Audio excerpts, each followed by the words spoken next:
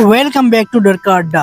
दोस्तों, आज मैं आपको एक खूबसूरत किन्नर की स्टोरी सुनाने वाला हूँ जो कि बहुत ही खौफनाक होने वाली है।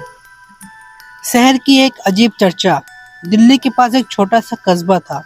वहाँ पर लोग एक किन्नर की बात करते थे। कहते थे वो बहुत खूबसूरत है, लेकिन जो उसे देखता है वो बदल जाता है। इस कहानी का हीरो आरव था, जो एक व्लॉगर जो हर रहस्यमय चीज को एक्सप्लोर करता था।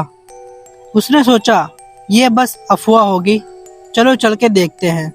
एक रात सिग्नल पर उसने देखा लाल साड़ी, लंबे बाल और नशीली आंखें और चेहरा बेहद ही खूबसूरत।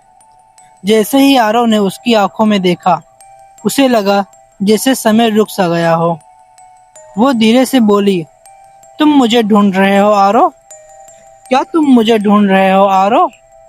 आरव उसके पीछे पीछे चल पड़ा। बिना सोचे समझे वो उसे एक पुरानी हवेली में ले गई, जहां कोई नहीं रहता था। उस खूबसूरत किन्नर ने आरव से पूछा, क्या तुम डरते नहीं हो? आरव बोला, नहीं, मैं डरता नहीं हूँ।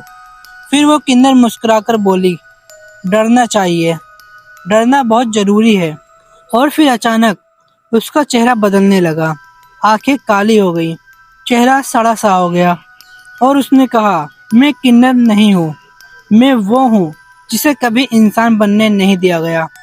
और उसने बताया, लोगों ने मेरा मजाक उड़ाया, मुझे हंसी का मजाक बनाया, फिर मुझे मार दिया। अब मैं हर उस इंसान को ढूंढती हूँ जो मुझे सिर्फ खूबसूरती से देखता है। आरव बहुत ही ज्यादा डर गया और वह भागना चाहता था, लेकिन आरव अब भाग नहीं पा रहा था। उसके पैर जकड़ गए। हवेली की दीवारों से आवाजें आने लगी, ये भी वही है, ये भी वही है। वहाँ और भी आत्माएं थी जो उसके जैसे फंसी हुई थी। किन्नर बोली, जो मुझे देखते हैं उनकी आत्मा यहीं रह जाती है। आरव ने भागने की कोशिश की, लेकिन दरवाजा अपने आप बंद हो गया। और फिर अचानक वह फिर से खूबसूरत बन गई और बोली, अगर तुम मेरे साथ रहो तो तुम बच सकते हो।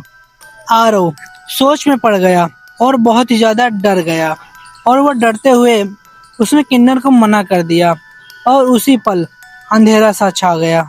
और फिर किन्नर ने उसे मारकर उसकी आत्मा को भी उसी हवेली में कैद कर दिया। लेकिन वह व्लॉगर अपनी जान बचाते हुए वहां से भाग गया।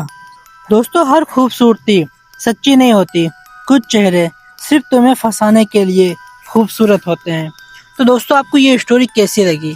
और दोस्तों, एक बात और, मैं छोटी स्टोरी अभी इसलिए बना रहा हूँ ताकि देखता हूँ कि आप लोगों को ये पसंद आ रही है या नहीं।